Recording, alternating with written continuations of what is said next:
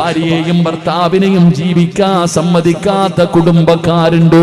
അതുകൊണ്ട് എന്റെ പ്രിയപ്പെട്ടവരോട് പറയുകയാണ്, തൃപ്തിപ്പെടണേ പെങ്ങളെ, അള്ള ചെയ്ത നിഅമത്തിനെ നോക്കണേ. നീ മുകളിലേക്ക് നോക്കരുത്, നിന്റെ അയൽവാസിയുടെ കൊട്ടാരത്തിലേക്ക് നോക്കരുത്, നിന്റെ താഴേക്കുള്ളവരെ നോക്ക്. എത്രയോ പാവങ്ങൾ, തിന്നാനില്ലാത്തവർ, കുടിക്കാനില്ലാത്തവർ, ധരിക്കാനില്ലാത്തവർ, എത്ര പാവങ്ങളാണ്. എന്തേ ചിന്തിക്കാത്തവർ? നീ പത്രമാധ്യമങ്ങളിലൂടെ കാണുന്നവരല്ലേ? പടച്ചവനെ, ഇന്ന് ഫലസ്തീൻ ജനതയുടെ അവസ്ഥ നിങ്ങൾ കാണുകയാണ്. എത്രയോ പേരാണ് സമ്പാദിച്ചത് മുഴുവനും നഷ്ടപ്പെട്ടു പോകുന്നത്. എല്ലാം തകർന്ന് തരിപ്പണമായല്ലോ. തിന്നാനില്ല, കുടിക്കാനില്ല, പടച്ചവനെ കടിക്കാൻ ഭക്ഷണമില്ലാതെ പ്രയാസപ്പെടുകയാണ്. പിഞ്ചു കുഞ്ഞുങ്ങൾ വീണ് മരിച്ചുകൊണ്ടിരിക്കുകയാണ്.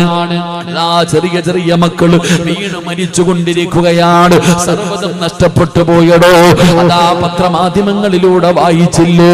അല്ലാഹുവേ, തന്റെ ശരീരത്തിലെ കാല് മുറിച്ചു മാറ്റാൻ, അനസ്തേഷ്യ കൊടുക്കാൻ പോലും മരുന്നില്ലാതെ പച്ചയായ ഒരു കുഞ്ഞിന്റെ കാല് മുറിച്ച വാർത്ത വായിച്ചവരാണ്.